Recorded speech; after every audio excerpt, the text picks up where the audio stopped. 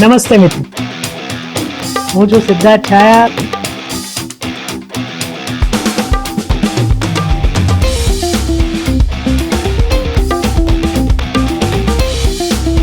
તો સ્વાગત છે તમારું સિટ ટોક્સમાં. નમસ્તે મિત્રો, અને પોડકાસ્ટ ડાયરીઝના નવા એપિસોડમાં તમારું સ્વાગત છે. આપણે અહીંયા ખબર છે કે ગુજરાતી ફિલ્મો અને જાણીતા માનીતા ગુજરાતીઓને મળીએ છીએ.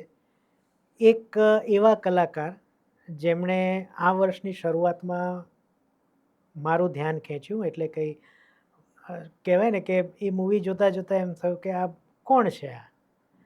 તો મેં IMDbમાં એમનું નામ શોધ્યું. વિક્ટર 303 એ ફિલ્મનું નામ હતું, અને એમાં એમના પાત્રની સામે નામ હતું નક્ષરાજ. એ અને એમની સાથે એમના ફાધરનું કેરેક્ટર ભજવનાર બિમલ ત્રિવેદી, આ બંને, એ વિક્ટર 303 વિશે તો આપણે ડિટેલમાં ચર્ચા કરીશું જ. એ ફિલ્મમાં મને સૌથી ગમેલા જો કોઈ અદાકારો હોય તો એ બંને હતા. એટલે મેં રિવ્યૂમાં પણ કહ્યું હતું કે આ જે વ્યક્તિ છે નક્ષરાજ એક્ટર, એ વિલન તરીકે એકદમ રિફ્રેશિંગ છે. કારણ કે આ પ્રકારનો, એટલે મોડર્ન આ જમાનાનો વિલન ગુજરાતી ફિલ્મોમાં બહુ ઓછા જોયા છે, અને એમાં આ બિલકુલ ફિટ થઈ જાય છે. તો નક્ષરાજ એમનું નામ છે, અને નક્ષરાજ આપણી સાથે છે આજે. થેન્ક યુ અને નમસ્કાર. Thank you so much. બહુ જ સરસ વેલકમ કર્યું તમે. તો નક્ષરાજ, પહેલાં તો આપણે ફર્સ્ટ થિંગ ફર્સ્ટ, તમારા નામ વિશે બહુ બધી ચર્ચાઓ, અથવા તો ક્યાંય પણ મારે વાત થતી હોય હા, તો થતી હોય કે ઓકે નક્ષરાજ, પણ એમનું એટલે મતલબ શું હોય એમ, અથવા તો નક્ષરાજ જ નામ છે કે જોડે કંઈ જોડાયેલું છે કે સ્ક્રીન નેમ છે, શું છે? તો એ જરા ખુલાસાથી આપણે શરૂઆત કરીએ. પહેલી વાર કે પબ્લિકલી કોઈકે પૂછ્યું આ સવાલ જી. મને. સો પહેલા તો મિનિંગની વાત કરીએ. જી. નક્ષરાજનો મતલબ થાય છે, નક્ષ એટલે યુનિવર્સ અને રાજ એટલે કિંગ. ઓકે. સો નક્ષરાજનો મતલબ થાય છે કિંગ ઓફ યુનિવર્સ. બીજું કે નક્ષરાજ મારું એકચ્યુઅલી કુંડળીમાં નામ નક્ષરાજ જ હતું, રાઈટ. પણ લીગલ નેમ મારા મા બાપે રાજ રાખ્યું હતું. ઓકે, એટલે ફઈએ નક્ષરાજ પાડ્યો તો એવું હતું? હા, ઓકે. એટલે બધાની મરજીથી કુંડળીમાં નામ આ જ હતું મારું. રાશિ પ્રમાણે જ નામ રાખ્યું હતું, પણ મારા મોટા ભાઈનું નામ રવિ છે, એટલે મમ્મીને રવિ અને રાજ સાથે ઉચ્ચારવામાં બહુ મજા આવે, એટલે એમણે રવિ અને રાજ રાખ્યું. પછી 2018માં મેં ગૂગલ પર મારા જ નામને મેં સર્ચ કર્યું, તો મને એવું થયું કે રાજ નામના બહુ જ બધા ઇન્ડસ્ટ્રીથી લઈને ફેમસ લોકો છે રાજ નામના. તો મેં કીધું હવે આમાં હું મારી જગ્યા ક્યારે બનાવીશ મને ખબર નથી. તો મને એ આઈડેન્ટિટી થોડી ડિફરન્ટ જોઈતી હતી, એટલે પછી મેં મારા ઘરવાળાઓને બધાની સહમતિથી લીગલી મેં મારું નામ અડોપ્ટ કર્યું કે મને આ જ નામથી કન્ટિન્યુ કરવા દો. રાઈટ. સો મારા જેટલા બી જૂના મિત્રો વર્તુળ છે સ્કૂલના, કોલેજના, એ આજે બી રાજ જ કહે છે, એવું નથી કે નક્ષરાજ કહે છે. ઇનફેક્ટ આપણે ઇન્ડસ્ટ્રીમાંથી બી ઘણા એવા છે કે જે 2016થી મને ઓળખે છે. તો અરવિંદભાઈ જે વેગડા છે, પછી હેતલભાઈ ઠક્કર, ઘણા બધા એવા છે કે જે રાજથી કહે છે મને. નિસર્ગ ત્રિવેદી પણ મને રાજ કહીને ઘણી વાર સંબોધે છે કે તું રાજ જ છે મારા માટે, એ જ રહેશે. તો નક્ષરાજની લાઈફ શરૂઆતમાં કેવી રહી? એટલે આમ તમે વિલન તરીકે છવાઈ ગયા છો 2 મૂવીઝમાં, પણ હમણાં જે સંઘવી એન્ડ સન્સ જોયું એમાં તમે શરમાળ દેખાયા છો. તો આમ તમે કેવા છો ઓફ સ્ક્રીન? ઓછું બોલો કે ખૂબ વાતોડિયા છો, તોફાન મસ્તી? મારા પોતાના વ્યક્તિઓ સાથે ફૂલ તોફાની છું. અચ્છા. પણ હા, પહેલી વાર કોઈકની સાથે હોઉં તો હું થોડો રિઝર્વ હોઉં છું. મને નથી ખબર સામેવાળો વ્યક્તિ કેવું છે, શું છે, તો પહેલી 2 મીટિંગમાં હું એટલો બધો નથી ખુલતો. રાઈટ. પણ એટલે આપણે બીજા 3 પોડકાસ્ટ કરવા પડશે. ના, આપણી તો ઘણી બધી ફોન પર વાત થઈ ચૂકી છે. જી જી જી. પણ મને ખુલતા વાર નથી લાગતી. મને એવું લાગે ને કે ના, વ્યક્તિ બહુ સરસ છે, ચિલ છે, બહુ જજમેન્ટલ નથી, તો હું સરસ રીતે ખુલી શકું છું. રાઈટ. અને શું ભણ્યા, શું એટલે આપણે ત્યાં એક ગુજરાતીઓમાં એ છે કે શોખ તો પૂરા થશે, પહેલા ભણી લો. હા, તો એ પ્રશ્ન શું કર્યું તમે એના માટે? મારા ઘરે બી આ પ્રશ્ન હતો જ. લોકોને નવાઈ લાગશે, પણ 6ઠ્ઠા ધોરણમાં હું હતો ને ત્યારે મેં નિબંધ લખ્યો હતો, મને શું થવું ગમે માં. કે મને એક્ટર થવું છે. અચ્છા. અને ક્લાસમાં હું એકમાત્ર એવો સ્ટુડન્ટ હતો, વિદ્યાર્થી હતો, જેણે મારા મનની જ વાત લખી હતી. બાકી બધાએ નિબંધમાળામાંથી ને બધેથી કોપી કર્યું હતું. હમ. ત્યારથી મને ખબર હતી કે મને આ જ કરવું છે યાર. હવે એ કેવી રીતે છે મને નથી ખબર. એની ઘણી પાછળની બી ચર્ચાઓ છે કે નર્સરી, જુનિયર કેજી ને બધી જે બાળ મંદિરમાં જ્યારે તમે ભણતા હો રાઈટ. ત્યારે મારા વક્તૃત્વ સ્પર્ધાના મારા વિનર થયેલા મારા પ્રાઇઝીસ છે. ડાયલોગ્સ મને એક જ વારમાં યાદ રહી જતા હતા એ સમયમાં. આ બધી વસ્તુઓ મારી મમ્મીએ બહુ નોટિસ કરી હતી કે આ બહુ ટેલેન્ટેડ છે. અને ઇવેન્ચ્યુઅલી મને સ્ટેજ સાથે એક લગાવ થઈ ગયો કે મને એક્ઝામ હોય અને મને સ્કૂલવાળા અગર પરફોર્મન્સનો ઓપ્શન આપે તો હું પરફોર્મન્સમાં પહેલાં જતો હતો. અચ્છા. એક્ઝામ તો હું પાસ થઈ જ જઈશ, મને એવો હા, કોન્ફિડન્સ હા, હંમેશા હા. રહ્યો છે. મને ત્યાં રેન્કર થવું ક્યારેય બી મારો ગોલ રહ્યો જ નથી કે મને અહીંયા જ જવું છે, મારે આ જ કરવું છે. તો છઠ્ઠા ધોરણથી જ્યારે આ વસ્તુની ખબર હોય, પણ જ્યારે થોડાક મોટા થયા, બોર્ડ એક્ઝામ પાસ થઈ, એટલે ત્યાં સુધી પપ્પાનો એક ફતવો જાહેર થયો કે આપણે ભાઈ હા. આ નથી કરવાનું, આમાં બહુ અઘરું છે. અને બીજું આજુબાજુના અમુક એવા લોકો બી હોય કે નાના છોકરાને આમાં થોડી મોકલાય, આ તો ઇન્ડસ્ટ્રી બહુ ખરાબ છે, આમાં આમ થાય છે, તેમ થાય છે. એમાં પછી અમુક ફિલ્મો એવી હોય મધુર ભંડારકર સાહેબની, એ બધી ફિલ્મો જ્યારે આવે ત્યારે ઘરવાળા એમ થાય કે આ જ સત્ય છે, આનાથી સિવાય બીજું કોઈ સત્ય છે જ નહીં. એટલે તારે પપ્પાએ કીધું કે જો મને ખબર છે કે તને આમાં બહુ જ રસ છે, પણ હું ચાહું છું કે તું તારી ડિગ્રી પૂરી કરે, તારે જે કરવું એ તું કર, પણ મને તારામાં એકેડેમિકલી મને તું કંઈક કરી આપ, પછી તારે જે કરવું એ કર. તો એ અફસોસ આજે બી મને રહેશે, પણ મેં બેચલર ઓફ કોમર્સ કર્યું ઓકે. અહીંયા અમદાવાદથી જ HL college of hmm. HL institute of કોમર્સમાંથી, હા. એચએલમાંથી ભણ્યો છું. એટલે એ પણ ટોપની ટોપની, હા હા, કોલેજ છે એ બી મારું કોમર્સમાં. નક્કી હતું કે કરીશ તો Yes, અહીંયાથી જ હા. કરીશ એમ. ટૂંકમાં 12માં સારું રિઝલ્ટ આવ્યું હશે. 12માં સારું રિઝલ્ટ, પણ તો મને જ HL માં મળે. એચએલમાં મને એડમિશન મળ્યું. અચ્છા, હું સુરતથી છું પહેલા, ઓકે. તો હું સુરતથી અહીંયા ઓલ ધ વે એચએલ અચ્છા, ભણવા અચ્છા, માટે અચ્છા. આવ્યો. તેનું કારણ કે મને એચએલ કોલેજનું કેમ્પસ બહુ ગમ્યું હતું, કે કેમ્પસ બહુ સુંદર છે, જે ઓરિજિનલ સાત, કેમ્પસ. હા, એટલે એની હું સેજ વચમાં રોકીશ. હા, હું LD આર્ટ્સમાં ભણ્યો છું. અરે વાહ, સેમ ઓલમોસ્ટ એ લોકોના સામે. ઇન્ફ્રાસ્ટ્રક્ચર છે. હા, બરાબર. જ્યારે હું ભણતો ત્યારે બકુલ ત્રિપાઠી અને વિનોદ ભટ્ટ આવ્યા હતા અમારે બરાબર. ત્યાં. વિનોદ ભટ્ટ એટલે બકુલ ત્રિપાઠી HLમાં ભણેલા, હમ એટલે કંઈક હસતો એમાં ઇનામ વિતરણને મુખ્ય મહેમાન તરીકે. હમ તો બકુલ ત્રિપાઠી જેમણે સાંભળ્યા હશે એમને ખ્યાલ આવી જ જશે, એમની એક સ્ટાઇલ હતી. હમ તો એ કહેતા કે અમારે કોમર્સમાં છે ને છોકરીઓ બહુ એવરેજ આવે, એમના શબ્દો છે, પણ આર્ટ્સની છોકરીઓ બહુ સરસ હોય.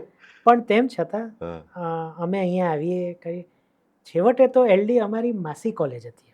કારણ અચ્છા, કે અમદાવાદ હા, એજ્યુકેશન સોસાયટી સોસાયટીની, એનું યસ. જ બંને હા, કોલેજ કરેક્ટ, પ્લસ પેલી pharmacy, correct, MG science, yes. આ બધું આખું એમનું. હા, અને તમે જેમ કીધું કે બિલ્ડિંગ બંનેના એક સરખા, હા, અને સામસામા વચમાં જ એક રસ્તો. યસ. એટલે તમે મને એ યાદ આવ્યું. એટલે આપણે આમ જો તો એજ્યુકેશનલી માસીના ભાઈઓ થઈએ. મારી એક્ઝામ બકુલવાડી. ઘણી એલડીમાં મેં આપવા ગયો છું, કે હા. ફાઇનલ એક્ઝામ્સ યસ, હંમેશા કોલેજ યસ, યસ, યસ. અદલ બદલ થતી હતી, તો હું ત્યાં જતો હતો. હા, તો આગળ વધારી. તો બેચલર ઓફ કોમર્સ મેં કર્યું, અને એ સમયના પ્લાનિંગ પપ્પાના એવા હતા કે તું અમેરિકા જતો રહે. મારો ભાઈ અમેરિકા જ છે મોટો અત્યારે.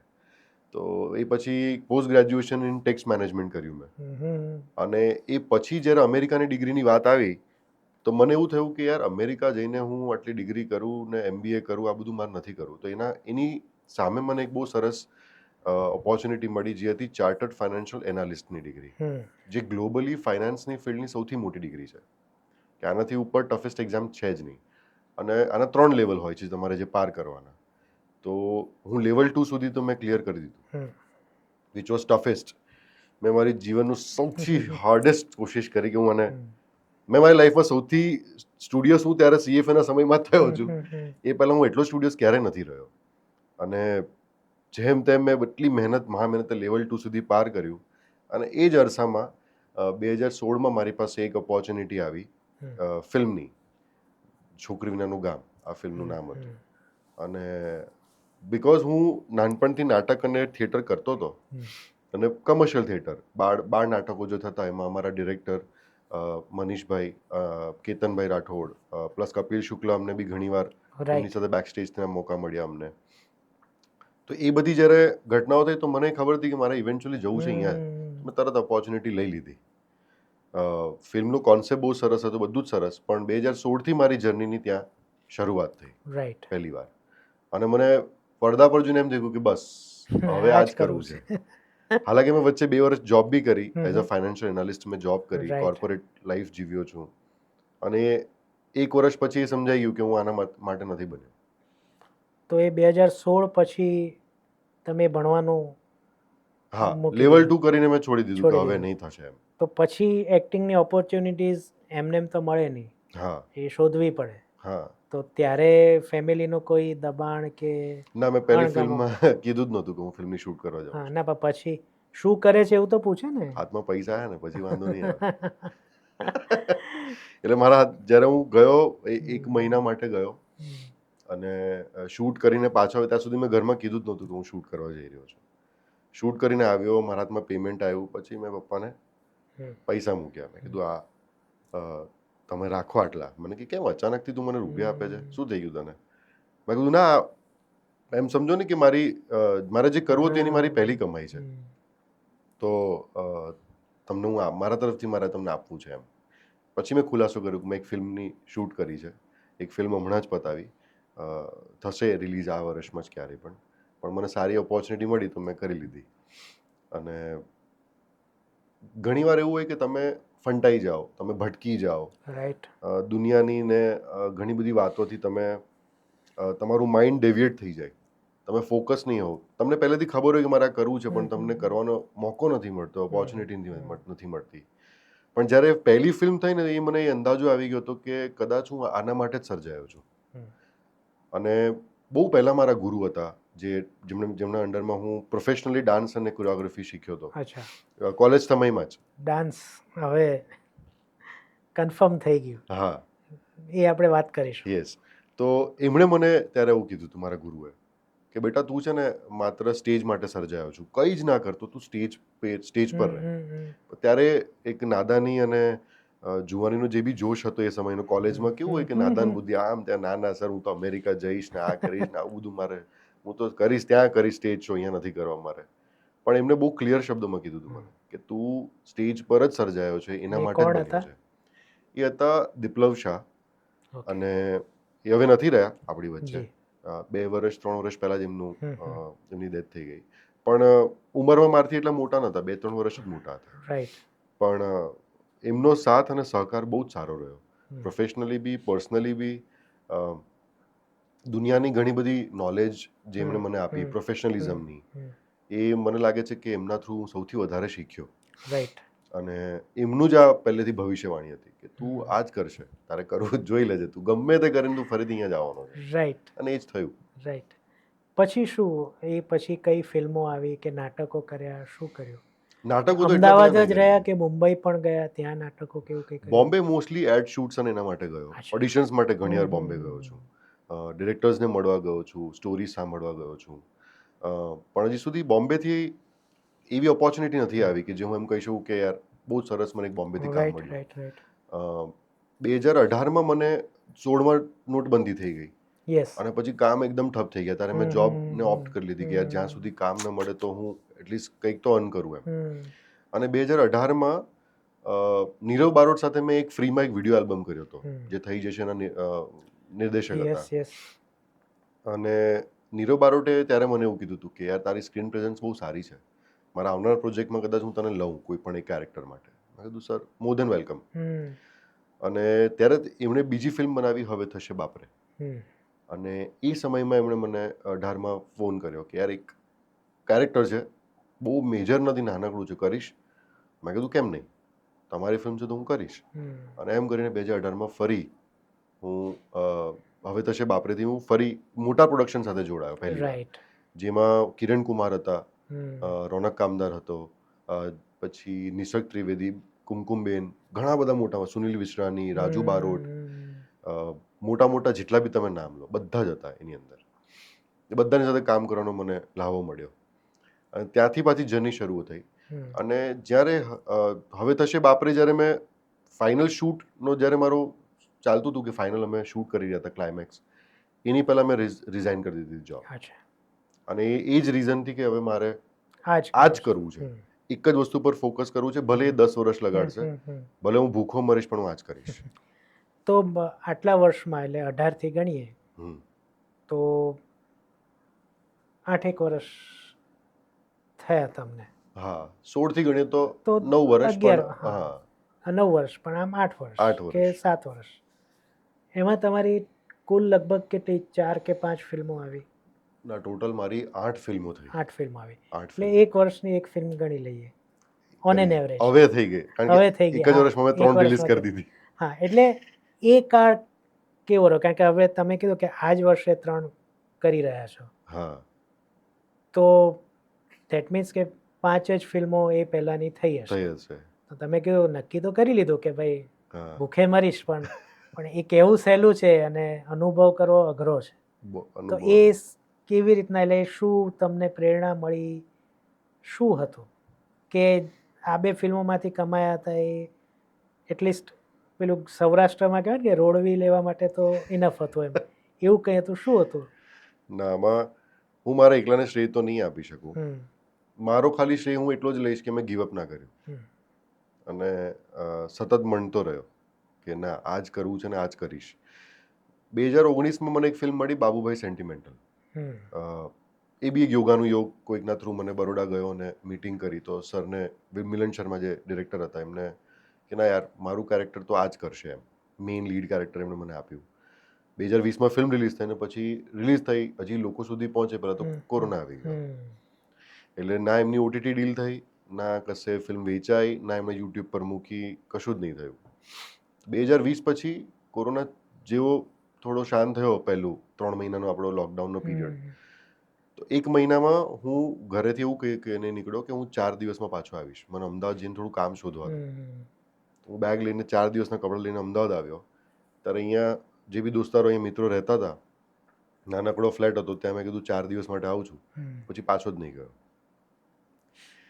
કારણ કે જો હું પાછો જતો તો મને ત્યાં મા બાપ રોકી લેતા કે ના ના અત્યારે કોરોના ચાલે છે. પણ મને એ ખબર હતી કે મારું કામ ને મારી ફિલ્ડ એવી છે કે જો હું હાથ પગ નહીં હલાવીશ તો મને કંઈ કામ નહીં મળે. રાઈટ. તો એ રીતે હું પાછો આવી ગયો. તો એ પછી એક ફિલ્મ મળી જે એકચ્યુઅલી વેબ સિરીઝ હતી, રક્તબીજ, 2020માં. તો એ બહુ નાનકડો એક પ્રોજેક્ટ, નાનકડી વાત પણ બહુ સુંદર વાત.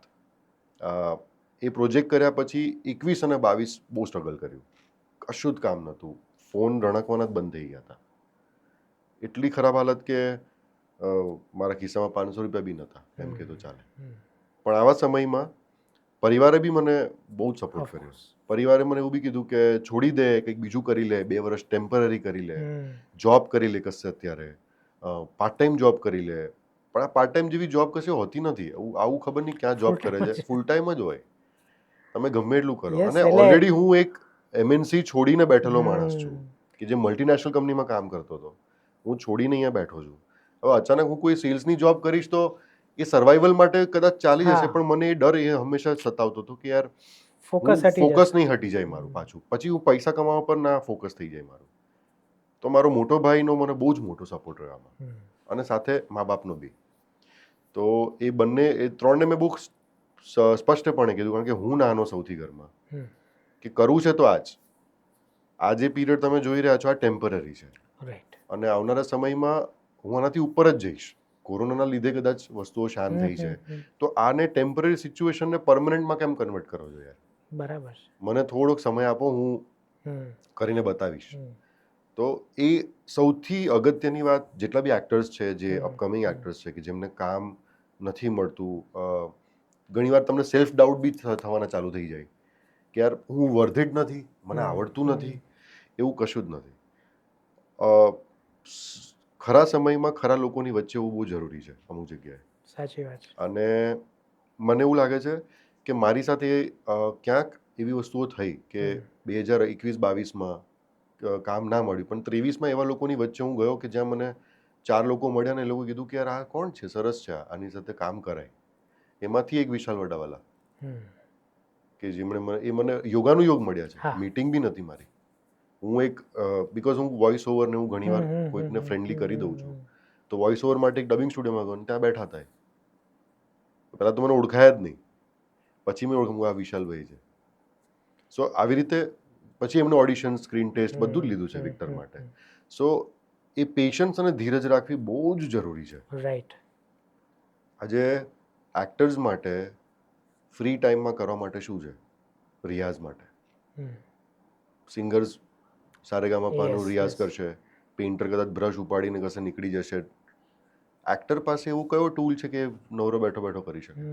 એ પંખા જ ગણતો હોય. અને એ ફેક્ટ છે. Right right. સો કરતની વિદ્યા છે. તો એવા સમયમાં જ્યારે મિરરની સામે હું ખાલી મારી જાતને એક્ટિંગ કરીશ તો મને એવું લાગે છે કે તમે સીમિત થઈ જશો. તમે તમારામાં ખોવાઈ ગયા. રાઈટ. મારા એક્સપ્રેશન્સ કેવા લાગે છે, મારા વાળ કેવા લાગે છે, આ બધામાં મિરરનો આ એક ડ્રોબેક છે. તમે કરી જ શકો છો, પ્રેક્ટિસ ના જ નથી, પણ મિરરનો આ ડ્રોબેક છે કે અરીસો જ્યારે તમને બતાવો તો તમે પોતાના દેહભાનમાં તો આવી જ જાઓ કે હું કેવો લાગુ છું, મારો શર્ટ નથી સારો, મારો આ નથી સારું. તો એમાંથી બહાર નીકળવા માટે સૌથી બેસ્ટ ઉપાય છે કે તમે શોર્ટ ફિલ્મ્સ તમે બનાવો. જે તમારી નાનકડી વાર્તા હોય, 2 મિનિટની વાત હોય, તમારા ફોનથી શૂટ કરીને બનાવો.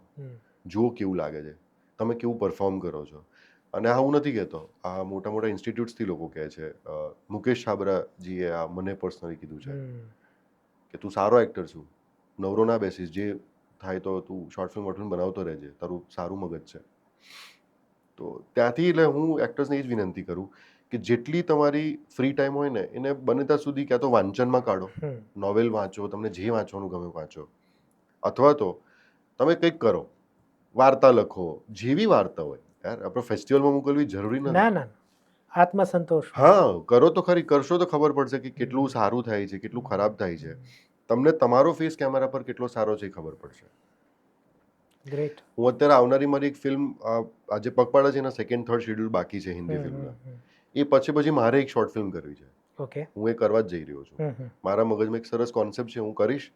જો એ થશે તો હું યુટ્યુબ પર જ મૂકીશ, ઓપન ટુ ઓલ જ હશે. Sure sure. પણ એ મારો પહેલો પ્રયત્ન હશે કે હું સારા એક સરસ મેસેજ લઈને મારે એક ફિલ્મ બનાવી છે. Not more than 3-4 minutes, but બનાવી છે. ઈચ્છા છે કે એક શોર્ટ ફિલ્મ બનાવી આ વાત પર. હવે આવીએ જેનું નામ તમે લીધું, વિશાલભાઈની, વિક્ટર 303. હા, જ્યાંથી હું તમારો ફેન થયો. એક્ટિંગમાં પછી આવીશું. મેં પેલું વચમાં નોંધ્યું ને કે ડાન્સ, એમાં તમારી એક સિક્વન્સ હતી. તમે આને ઉપાડીને લાવો છો, ધેન યુ ડાન્સ. મારી બાજુમાં મારો સન બેઠો હતો અને જે પેલું નામ તમારું જોઈ લીધું હતું કે મેં કીધું આ છે ને આ ટાઈપના વિલન એટલે જે ડાન્સ પણ કરી શકે. એક ટાઈમ હતો જ્યારે શક્તિ કપૂર બધા ડાન્સ કરી શકતા. એટલે I am talking in good sense. Yes yes yes. તો એક એડેડ એડવાન્ટેજ હતો. રાઈટ. ગુજરાતી ફિલ્મમાં વિલન અને એની અગાઉનો સીન જે મેં કીધો કે મારતા હતા, એક છાપ તો પડી ગઈ હતી કે what kind of person you are. Right. And then એમાં ડાન્સ મિક્સ થાય. પંખા ફાસ્ટ છે. રાઈટ. એ ગીત પણ બહુ જોરદાર હતું. અમે ઘણીવાર લૂપમાં સાંભળ્યું છે ઘરે. પણ એમાં જે પછી તમારા જે એક્સપ્રેશન્સ છે એ હિરોઈન સાથે, એન્ડ ધેન સડનલી આવે છે એને બચાવવાને પછી, તો આ આખું એક ક્રિએશન ઓફકોર્સ ડાયરેક્ટરનું ને એનું હોય. અને તમારા માટે આઈ બિલીવ પહેલી આટલી મોટી ઓપોર્ચ્યુનિટી હતી કે એક એસ્ટાબ્લિશ્ડ એક્ટર્સ સામે અને વિલન તરીકે, મેઇન વિલન તરીકે. તો આ બધું કેવી રીતના થયું? મને પહેલી વાર જ્યારે નરેશન આપ્યું ને વિશાલભાઈએ, હવે આ યોગાનુયોગ વસ્તુ થઈ છે એમ કહે તો ચાલે કે નસીબે બી થોડોક પાર્ટ આમાં પ્લે કર્યો. પહેલા વિક્રમનું કેરેક્ટર આટલું મોટું નહોતું, નાનું હતું. વિક્રમ કદાચ ઇન્ટરવલ પર જ એનું ડેથ હતી.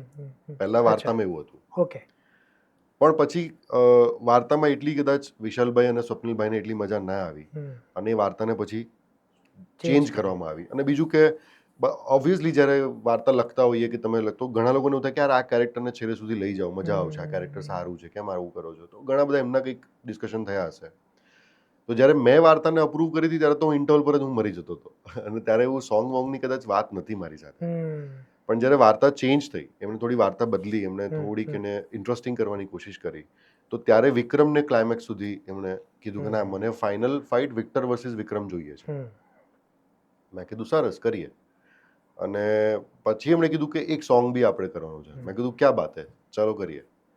આવું તો હું હું ઈચ્છતો જ હોઉં કે કોણ એક્ટર આવું ના પાડે યાર. હું તો મને તો કેમ કહું, કાલે મને કોઈ કે સર ડાન્સિંગ ફિલ્મ છે, ચલો રેડી હું ના જ નહીં પાડું, હા રેડી ચલો રાઈટ કરતે હૈ. રાઈટ.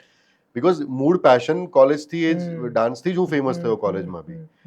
અને ત્યારે મેં કહ્યું યાર કોઈક તો યુટિલાઇઝ કરો. તો વિશાલભાઈ કીધું કે ચલો આપણે કંઈક કરીએ, બાકી એક સોંગ. મેં કહ્યું સર સોંગ તો સંભળાવો. તે કે નહીં, હજી બની રહ્યું છે. તો સોંગ એકચ્યુઅલી આવ્યું જ્યારે શૂટ હતું ને એ દિવસે. હવે પંખા ફાસ્ટની બી બહુ ઇન્ટરેસ્ટિંગ સ્ટોરી છે. પ્લીઝ. કે પંખા ફાસ્ટ છે એનું સોંગ અમારામાંથી કોઈની પાસે નહોતું, મારી પાસે બી નહોતું. અને ઇનિશિયલી એ જે તમે સેટ જોઈ રહ્યા છો એ સેટની બહાર જે એનું મીઠાની આખી એની જે બતાવી છે, તો એને બધા મશીનો બતાવ્યા છે. તો એ આખું મશીનો પર લાઇટો કરવામાં આવી હતી અને એ મશીનોને આખા શણગારી દેવામાં આવ્યા હતા આર્ટ ડિરેક્શનમાં. અને જ્યારે અમે ગયા તો એટલું બ્યુટીફુલ સેટ લાગતો હતો ઇવનિંગમાં કે યાર ક્યાં વાત હે. મતલબ આવું મીઠાનો એક માફિયા અને એના મશીનોને લાઇટો છે અને એ નાચી રહ્યો છે, ડાન્સ કરવાનો છે. મેં કીધું બહુ મજા આવશે. પણ કુદરતનો એ સમયમાં ખબર નહીં શું ઈશારો કે વરસાદ આવી ગયો. અને જે બજેટ લઈને, હા, કમોસમી વરસાદ કહી લો કે જે બી હોય, ના જુલાઈ હતું એટલે તો વરસાદની શરૂઆત થવાની હતી. વિશાલભાઈ બહુ જ સ્પેસિફિક હતા કે ના આ ફિલ્મને હું આટલા દિવસમાં જ પૂરી કરી દઈશ. Because he was the producer and creative director also. તો એ ના જ પાડતા હતા કે ના સ્વપ્નિલ આજે ને આજે જ આ ગીત તો શૂટ કરવું જ પડશે. મેં બહુ આજીજી કરી, હા, સિરિયસલી, કે સર મારે બહાર જ કરવું છે, પ્લીઝ તમે એકવાર તો મોકો આપો, હું પાછો આવીશ, નો કોસ્ટ, હું મારી રીતે આવી જઈશ, તમે આ બધું નહીં કરો, પણ હું પાછો આવીને આપણે ફરીથી શૂટ કરીએ, સારી રીતે રિહર્સલ કરીને શૂટ કરીએ. કારણ કે ત્યાં સુધીમાં સોંગ સ્વપ્નિલભાઈએ મને મોકલી આપ્યું. મેં વેનિટીમાં મેં સાંભળ્યું સોંગ, તો મેં કીધું યાર બોસ આ તો ચાબુક સોંગ છે. મને એવી ફીલ આવી કે આ એકદમ જોરદાર સોંગ છે યાર, આટલું સરસ સોંગ કેવી રીતે વેસ્ટ કરી શકીએ આપણે વરસાદમાં. ના અને ફરીથી શૂટ કરશું આવીને એમ. પણ બીકોઝ બજેટ કન્સ્ટન્ટથી વિશાલભાઈ કીધું કે ચિંતા ના કર, આ સારું જ શૂટ થશે, ભરોસો રાખ, સારું થશે. સ્વપ્નિલભાઈ કીધું કે તું ચિંતા ના કર, તું કર ને, કે અહીંયા સારું જ લાગશે, કે નક્ષ તું ટેન્શન નહીં કર. પછી અમે કટ્ટુ અંદર ગયા અને ત્યાં પછી ટ્રકની સિક્વન્સ જે એડ થઈ ને બધું જે થયું, પછી જે ક્રેન વાળો જે સિક્વન્સ હતો જે હું ઉપર ચડી જાઉં છું એમાં, એ સમયમાં એકચ્યુઅલી ક્રેન પહેલા બહાર પ્લાન કરતા હતા, એને શણગારીને એ લોકો પ્લાન કરવાના હતા. પણ બીકોઝ એટલું બધો સમય વરસાદ ખાઈ ગયા, આખું સેટઅપ અંદર શિફ્ટ કરવાનું, લાઇટ્સથી લઈને બધું, ઘણો સમય થઈ ગયો. અને એમને એક રાત મેં સોંગ પૂરું કર્યું. એટલે પહેલી રાતમાં ડાન્સિંગ પોર્શન પૂરો કરવો હતો અને સેકન્ડમાં અંજલિનું એન્ટ્રી હતી, સોનલને લાવે છે અને એનો હેરેસમેન્ટ વાળો સિક્વન્સ નેક્સ્ટ ડે કરવો હતો એમને. અને હવે એ સમયમાં સૌથી મોટી ઘટના એવી થઈ કે મારી જમણા પગની છેલ્લેથી બીજી આંગળી તૂટી ગઈ ડ્યુરિંગ ધ શૂટ. એટલે એક જમ્પમાં, ટ્રકથી મારો જમ્પ હતો એમાં, તો એમાં જે ક્રેક થઈ ગઈ કે એ આટલી મોટી સૂજી ગઈ. તો જ્યારે તમે ઉપર ક્રેન ઉપર જુઓ છો કે હું એક પગે કરું છું, એકચ્યુઅલી મને પગમાં વાગેલો છે. તો ત્યારે જે કોરિયોગ્રાફર હતો, કદાચ જયદીપ હતો અમારી સાથે, તો ઇનિશિયલી જે બોટલ લઈને ડાન્સ છે એ મેચ કર્યો. પણ જયદીપ યાર કંઈક કરવું પડશે. મેં કીધું આ પગ તૂટેલો છે, ઉપર ક્રેન પર ચડીને કંઈક તો કરીએ ને. તો મને કહે કે ભાઈ આપણે કંઈક કરીએ, ચિંતા ન કરો, કે આપણે કંઈક કરીએ, તમે ટેન્શન ન લો. પછી એણે કંઈક મને સ્ટેપ બતાવ્યો. મેં કીધું આને આપણે એક પગે કરીએ, સારું લાગશે. તો મારી કોશિશ એ હતી કે હું એને વિધાઉટ હોલ્ડિંગ ધી સપોર્ટ કરું. પાછળ મેં સપોર્ટ લીધો છે. મને એવું હતું કે મારે સપોર્ટ નથી લેવો, પણ ક્રેનનું જે સ્લોપ હતો એને પ્લસ મારો પગ તૂટેલો હતો, એ કારણથી હું એને એક્ઝિક્યુટ ના કરી શક્યું જે મારે કરવું. એટલે હવે આ ગીત યુટ્યુબ પર ફરીવાર જોવું પડશે. પણ પંખા fast was very interesting song. અને એ સમયમાં તો એકદમ સ્ક્રેચ વર્ઝન આવ્યું હતું, કેદાર ભાર્ગવે મોકલ્યું હતું. અને વોટ અ ક્રિએશન. મને લાગે છે એ લોકો મેજિકલ છે યાર, ખરેખર. કેદાર ભાર્ગવ જે મ્યુઝિક ક્રિએટ કરે છે, ઇનફેક્ટ બીજીએમ તમે જો સાંભળો વિક્ટરનું, એનો વિક્ટરનું એક પેલું ગીત પણ મને બહુ ગમે છે, ખારો ખારો પટ. અરે રંગ છે, હા, એ બહુ જ beautiful marching kind of song છે. પણ એ પણ એટલે બહુ અદ્ભુત, અલગ પ્રકારનું. એમાં પ્રમોશનમાં ચેતન ત્યારે સોંગ હજી રિલીઝ નહોતું કર્યું, હજી ફિલ્મ અમારી રિલીઝ થવાની બાકી હતી અને સુરતમાં મારું પ્રમોશન હતું ક્રિસમસ પર. તો ચેતનભાઈ ધનાણીએ મને એમના વોટ્સએપમાંથી સોંગ સંભળાવ્યું કે ચાલ હું તને સંભળાવું છું, જો મારું સોંગ જો પંખા ફાસ્ટ કરતાં સારું છે. હવે અમે એક્ટરો થોડા અંદર ખેંચતાણ કરતા હોઈએ, તો એમણે સંભળાવ્યું તો હું એટલો જેલસ ફીલ થઈ ગયો. મેં કીધું યાર ચેતનભાઈ આવું ના ચાલે યાર, આટલું સરસ સોંગ તમને મળી ગયું છે. મને કે ના તારું એ સારું જ છે યાર, તું ચિંતા ના કર, તારું સારું છે કે. મેં કીધું નાના પણ મને બહુ જ ગમ્યું. એ પછી ત્યાં સુધી હું પંખા ફાસ સાંભળતો હતો ગાડીમાં લૂપ પર. એ પછી હું આ રંગ છે સાંભળતો હતો, જે તમે કહો છો ખારો ખારો. જી જી જી. અને આજે બી મારા ફેવરિટમાં એ સોંગ છે. મને એટલું ગમે છે. અમે પણ એ પ્લેલિસ્ટ આખું સેવ કરી રાખ્યું છે બહુ જ બ્યુટીફુલ છે. એ બીજી જે રોમેન્ટિક સોંગ્સ છે એની પણ અલગ આખ્ય ચામ છે યસ વિક્ટરના. આટલું બધું સરસ, કંઈક એક નવું, જે બધા કહે કે ગુજરાત તે વખતે તો બહુ કહેવાતું, એટલે એમ કહે ને કે 2024થી આપણે ત્યાં એવું નથી પહેલાં નહોતા, પણ એક પછી એક જે નવા વિષયો આવવા લાગ્યા. 2024 તો આખું ભરેલું છે. કરેક્ટ. આ વર્ષની શરૂઆતમાં તમારી જ ફિલ્મ આવી પહેલી જ, અને કાશી રાઘવ બે ભેગા થયા. આટલું બધું સરસ, ઇવન ક્રિટિક્સે પણ વખાણી. બધા જ. Yes yes yes. આવું જ થયેલું એના આગલા વર્ષે પાવરા સાહેબની મૂવી હતી એ કહી દેને નહીં ગજબ રાતની ગજબ, એને પણ બધાએ વખાણી હતી, પણ ફિલ્મ ચાલી નહીં. એમાંથી બે પ્રશ્ન છે, એમાંથી એક હું તમારો મત એ જાણવા માંગીશ. એક તો માસ મૂવી જેની ગુજરાતીમાં અપેક્ષા ઓછી હોય છે એવી આ ફિલ્મ હતી કે બધાને ગમે એમ. શું નહોતું એમ, એટલે માફિયા હતા, ફાઇટ હતી, પ્રેમ હતો, બધું જ હતું.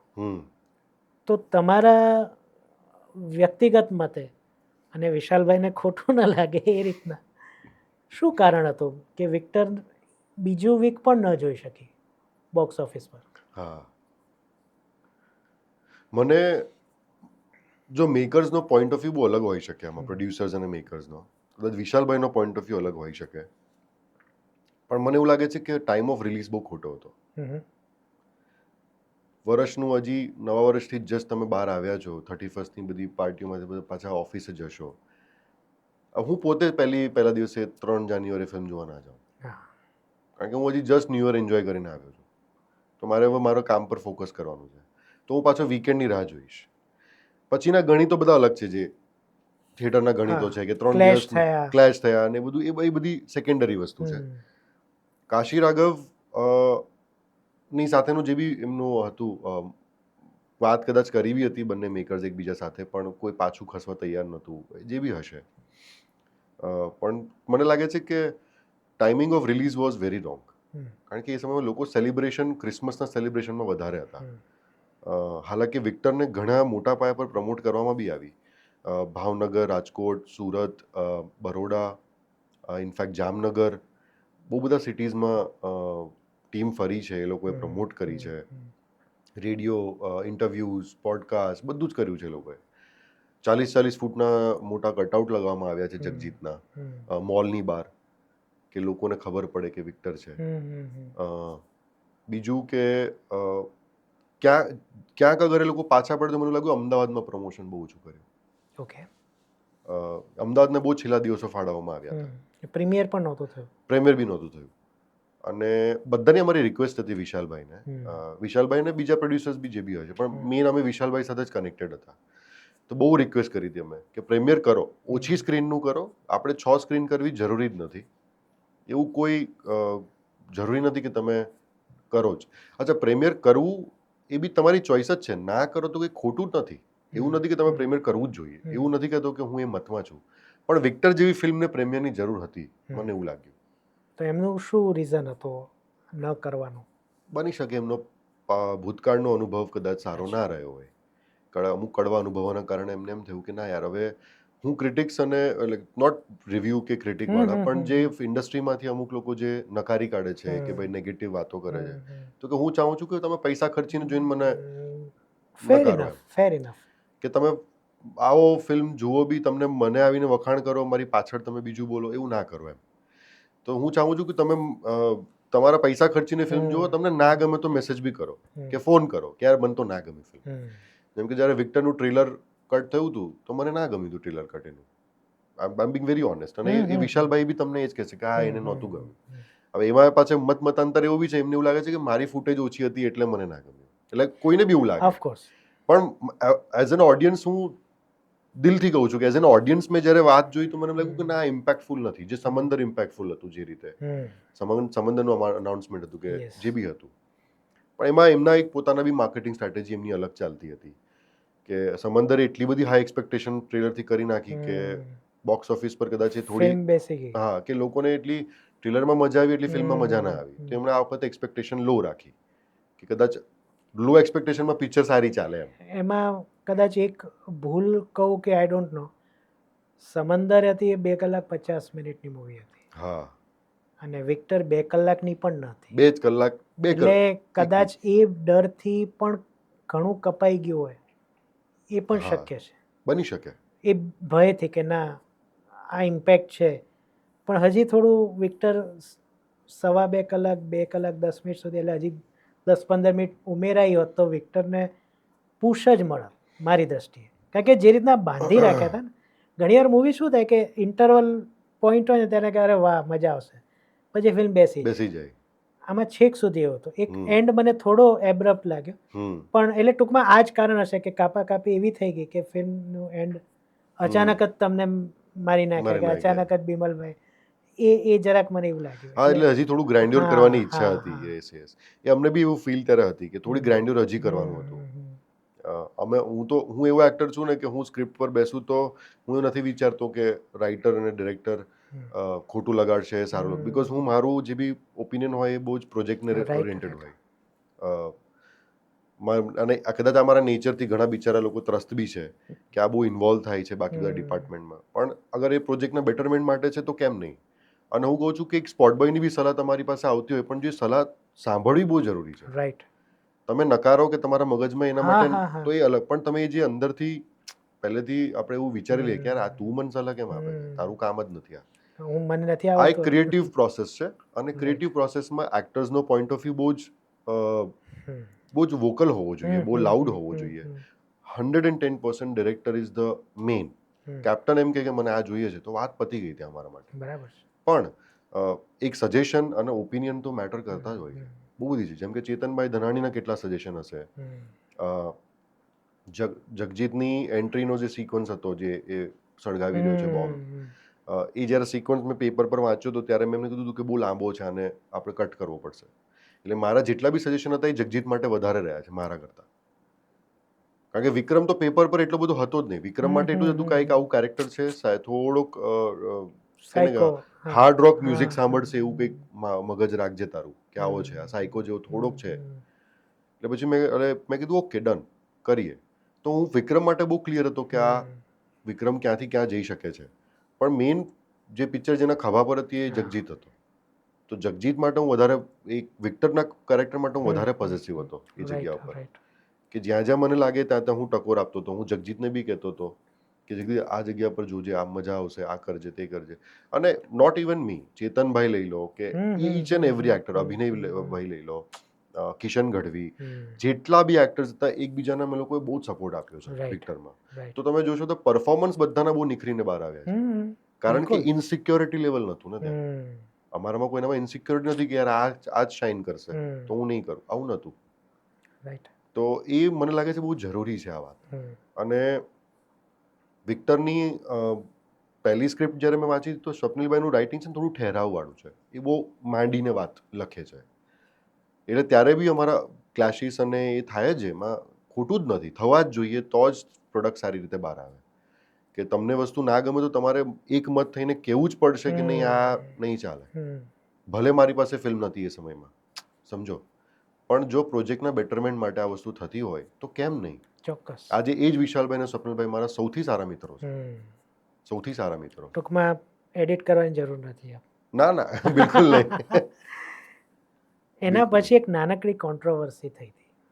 હા, રિલીઝ પછી પછી અને ફિલ્મ ન ચાલ્યા પછી. હા. તમે ઇન્સ્ટાગ્રામમાં એક સ્ટોરી મૂકી હતી. હા. જેમાં તમે દર્શકોને દોષ આપ્યો હતો કે આપણી ગુજરાતી ફિલ્મો જોવા તો આવવું જ જોઈએ. ત્યારે કદાચ તમે આ મનોમંથન નહીં કર્યું હોય કે ખોટા સમયે રિલીઝ થઈ, આટલું હતું, એ હતું, પોસિબલ છે. અને એનો બેકલેશ સોશિયલ મીડિયા પર મેં જોયો છે.